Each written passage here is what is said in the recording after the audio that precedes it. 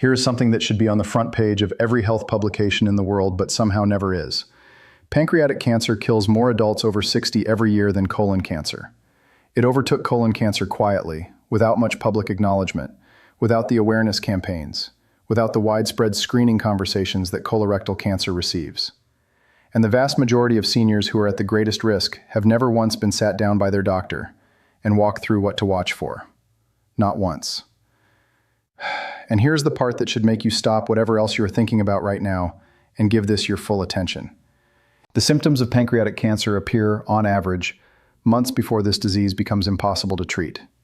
Months. The window exists. The body sends signals. And those signals are happening right now in people who are sitting in perfectly ordinary living rooms, attributing what they feel to getting older, to a pulled muscle, to stress, to a stomach that has never quite been the same since that bout of food poisoning last year. People who have no idea that their body has been trying to tell them something specific, something urgent, something that has a name and a treatment and a survivable outcome, if the name gets attached to it in time. There is a 75% probability that you have already experienced at least one of the 8 symptoms I am about to describe. And there is a near certainty that when you experienced it, you gave it an explanation that had nothing to do with your pancreas. My name is Dr. William Madison. I have spent more than 2 decades in clinical medicine, and I can tell you with absolute honesty that pancreatic cancer does not carry its devastating survival statistics because it is inherently untreatable. It carries those statistics because it is found late, consistently, reliably, heartbreakingly late. Not because the signals were not there, but because nobody told the patient what the signals meant.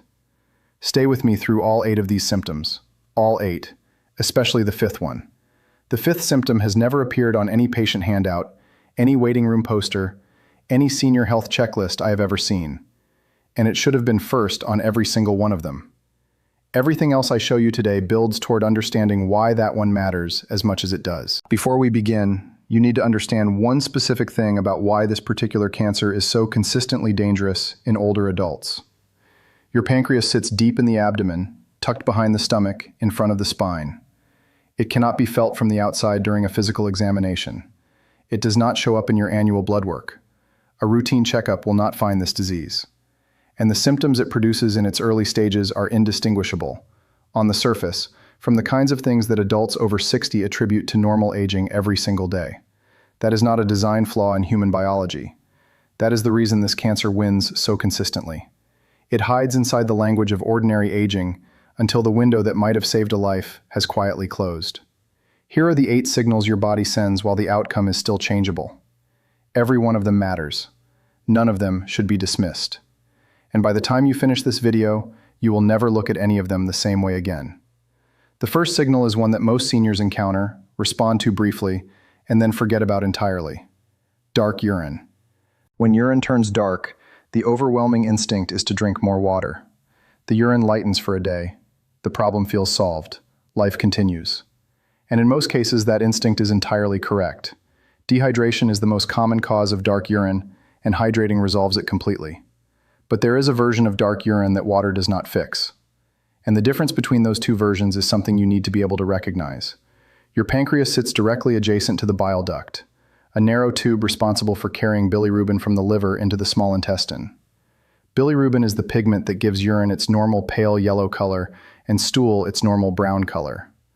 When a tumor develops in the head of the pancreas, the region closest to this bile duct, it presses against the duct from the outside. It compresses it. Eventually, it blocks it. And when the bile duct is blocked, bilirubin cannot flow where it is supposed to go. It backs up into the bloodstream. The kidneys detect it and attempt to clear it through urinary excretion.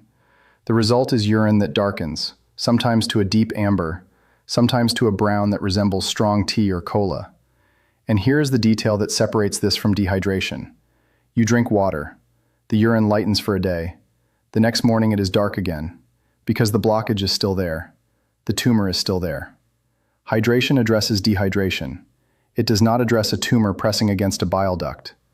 The water has no mechanism for resolving what is actually causing the problem. This symptom typically appears before most other visible signs of this disease. It cycles because the blockage is incomplete at first, worsening and easing as the tumor changes position or grows. Most seniors dismiss it 3, 4, 5 times before mentioning it to anyone. and by the time it gets mentioned, weeks or months of the early window have already passed. If your urine has been cycling between dark and normal for more than 2 weeks, regardless of how consistently you are drinking water, that is not a hydration problem. That is a conversation you need to have with your physician this week. Not at your next scheduled appointment, this week.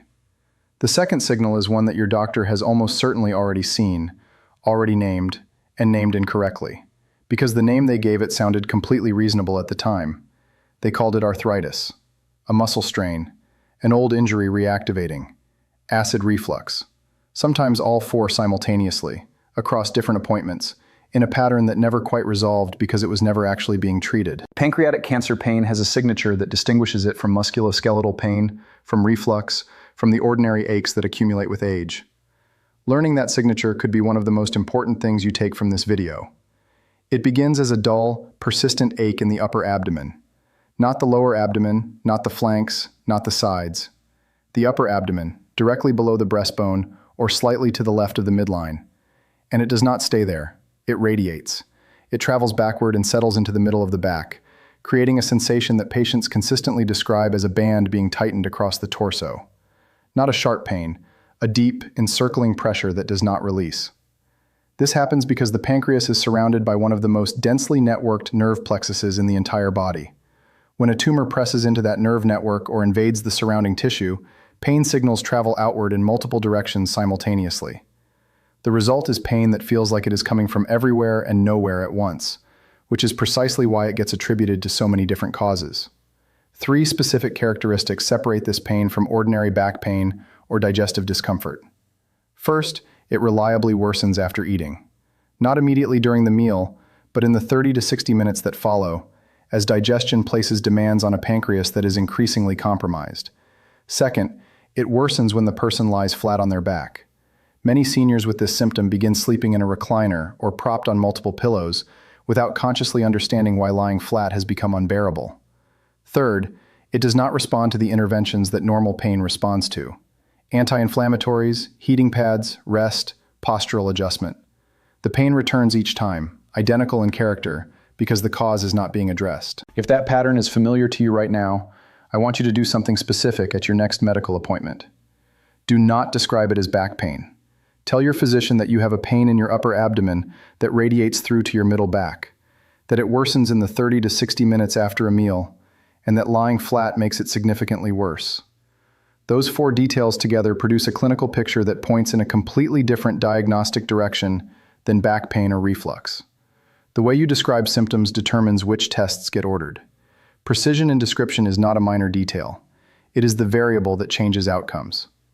The third signal is one that families watch happen at the dinner table every evening and attribute to the natural decline of appetite that comes with age. And it is one of the most damaging misattributions on this entire list, because this symptom is not a change in appetite. It is a mechanical event happening inside the body that has a very specific physical cause. You sat down to eat. 3 bites in, you were done. The plate was pushed away. You told yourself, and anyone who asked, that your appetite just is not what it used to be. Completely understandable. Age-related appetite changes are real and common. But there is a version of early satiety, of feeling full after only a small amount of food, that has nothing to do with appetite at all. The pancreas sits directly behind the stomach. When a tumor grows on the pancreas, it expands into the space surrounding it. The stomach, which is a flexible muscular organ that normally expands to accommodate a full meal, begins to be compressed from behind by the growing mass. Its capacity diminishes. 3 bites fills it.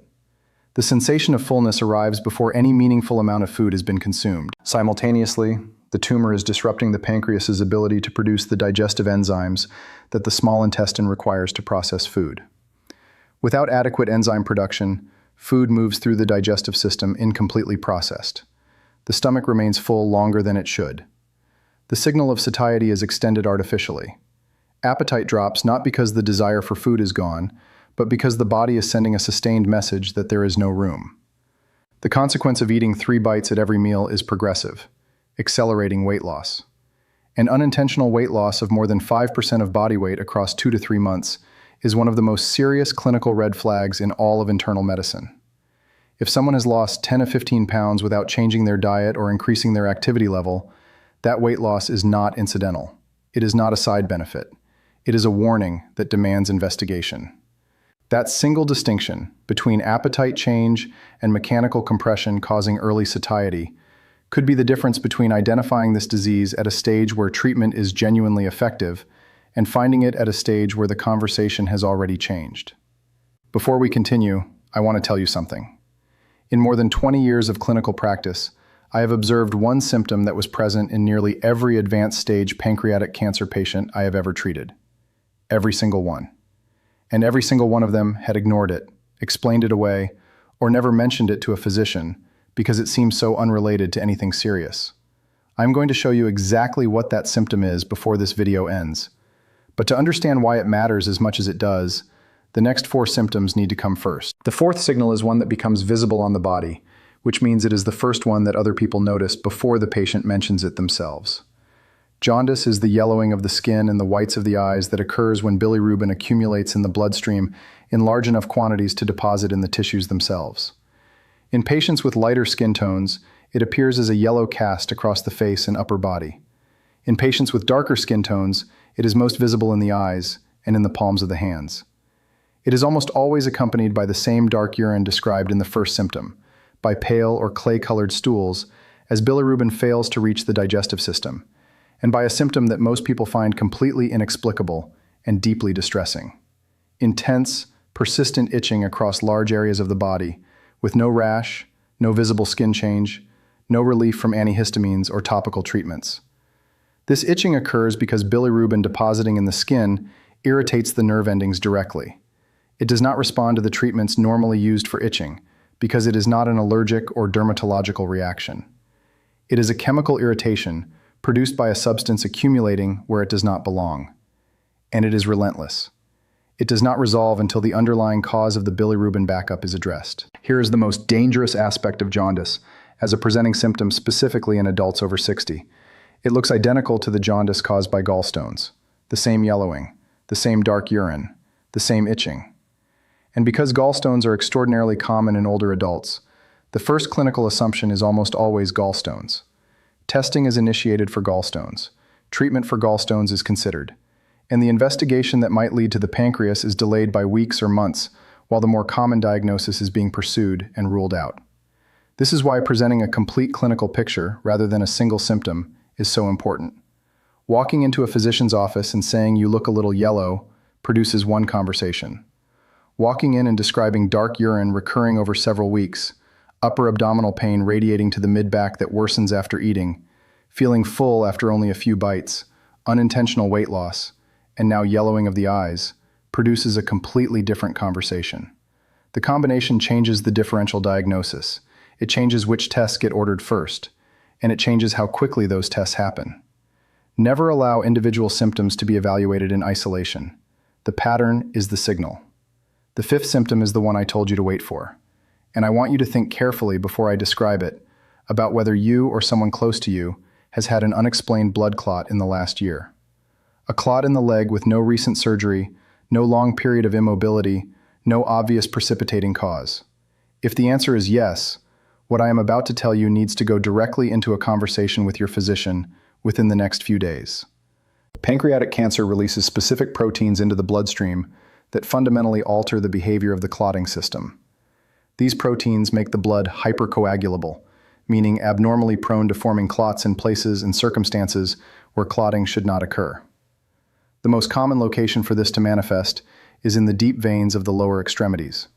A calf or thigh becomes swollen, warm to the touch, and aches with a dull, heavy pressure that elevation and rest do not relieve. This is called deep vein thrombosis, and in most clinical contexts, it is investigated as a standalone vascular event. But here is what makes this phenomenon so specifically dangerous and so specifically relevant to pancreatic cancer. A portion of that clot can detach at any moment and travel through the venous circulation into the pulmonary arteries supplying the lungs. The result is a pulmonary embolism, sudden severe shortness of breath, sharp chest pain that intensifies with each breath, a heart rate that accelerates without exertion or warning. If those 3 symptoms occur together, the response is not to call a physician's office. The response is to call emergency services immediately. Research examining the clinical histories of pancreatic cancer patients has found that in a significant proportion of cases, an unexplained blood clot was the earliest identifiable sign that something was wrong, appearing in some cases 6 months before the cancer itself was ever found. 6 months before diagnosis. 6 months that, in many cases, represented the entire window in which the disease was still at an operable, treatable stage. If you have had an unexplained blood clot at any point in the last 12 months and no clear cause was identified, ask your physician directly whether abdominal imaging has been considered as part of the follow-up. Not as a panic response, as a responsible, evidence-supported clinical question that could change the trajectory of what happens next. You now know something that changes the meaning of a blood clot. That knowledge is not theoretical. It has a direct application to decisions that can be made this week. The sixth signal is one your body has been sending on a recurring schedule, and each time it appeared, you gave it the most reasonable explanation available. A virus going around, something you ate, seasonal changes. The explanation fit well enough that you stopped thinking about it, until it came back again. Recurring low-grade fevers that cycle in and out without ever fully resolving are a recognized pattern in pancreatic cancer, and one that is almost never on any patient's radar as something connected to this disease. The mechanism is straightforward once you understand it. A growing pancreatic tumor creates sustained inflammation in the surrounding tissue. The bile duct is partially obstructed, causing bile to back up into areas where it does not belong. The immune system is mounting a continuous, unresolvable response to a problem it cannot eliminate. The result is a fever pattern that behaves completely unlike an infectious fever. It does not escalate and break the way a bacterial or viral fever does. Instead, it cycles. A sudden feeling of intense cold, chills that arrive without warning and feel disproportionate to the ambient temperature, shivering that does not respond to additional warmth. Then within hours, a low-grade temperature elevation, typically in the range of 99 to 100 degrees. Enough to feel wrong, not enough to feel dramatically sick. And then it passes. Several days later it returns, and passes again, and returns again. Accompanying this cycling fever, many patients report night sweats. Waking in the early morning hours damp, having gone to sleep at a comfortable temperature with no sensation of unusual warmth. The sweating occurs during a fever phase that the person slept through without consciously registering it. A fever that returns repeatedly across multiple weeks with no identified infectious cause is not a recurring bug. It is a signal from an immune system fighting something that is not going to resolve on its own. It warrants imaging, not another round of antibiotics or another week of watchful waiting. The seventh signal is the one that is most universally present in older adults with this disease and most universally misattributed to aging, sleep quality, stress, or simply the cumulative weight of living a long life. Fatigue. But not the kind of fatigue that is familiar, not the tiredness that follows a physically demanding day or a night of poor sleep. Something categorically different in quality. And that difference in quality is the clinical detail that matters. Normal fatigue has an identifiable cause and a reliable solution. You overdid it physically, you slept poorly, you carried emotional stress across a difficult week, and rest restores you. You wake the next morning feeling meaningfully better. The restoration is real and measurable. Cancer-related fatigue does not restore with rest.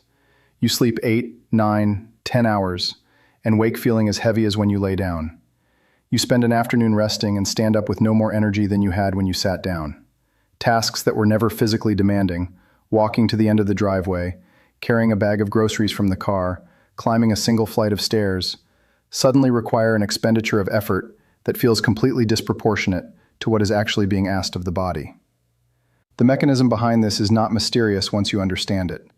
Pancreatic cancer cells are extraordinarily metabolically active. They compete directly and aggressively with healthy cells for glucose, for oxygen, for the nutrients the body is processing through every meal. While the body is attempting to fuel the organs and muscles and brain that allow normal function, cancer cells are intercepting a portion of that fuel for their own growth and replication. The body is running a continuous caloric deficit at the cellular level, regardless of how much is being eaten, because a portion of what is being consumed is being redirected before it ever reaches the cells that need it. The resulting exhaustion has a texture that patients consistently describe as different from anything they have experienced before. Heavier, more total, more unresponsive to every intervention that has ever worked in the past. If that description resonates with something you have been feeling for several weeks, if rest is not restoring you the way it used to, and the gap between how you feel and how you should feel after adequate sleep keeps widening, that pattern deserves clinical investigation rather than ongoing acceptance.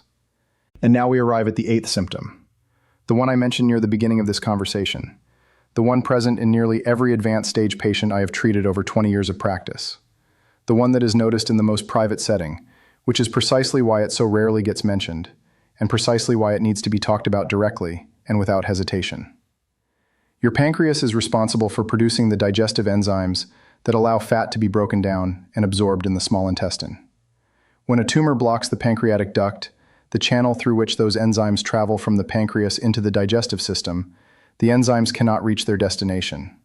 Fat passes through the digestive system entirely undigested, and undigested fat alters stool in ways that are specific, recognizable, and completely unlike anything caused by diet or a temporary digestive upset. The stool becomes pale, sometimes gray, sometimes almost clay-colored, a dramatic departure from its normal brown appearance as bilirubin fails to reach the intestine. It becomes greasy, with an oily film or sheen that is visible in the toilet water. It floats rather than sinking because undigested fat decreases density, and it produces an odor that is distinctly, unmistakably different from normal, one that patients consistently describe as more foul and more penetrating than anything they would consider within the range of normal variation. This is not a dietary effect. It is not something attributable to a specific meal or a temporary digestive sensitivity. It is a direct, mechanical consequence of the pancreatic duct being obstructed. It is the pancreas communicating, in the only language available to it, that something is blocking its ability to function. Alongside these changes in stool, patients typically experience nausea after eating, particularly after fatty or rich foods.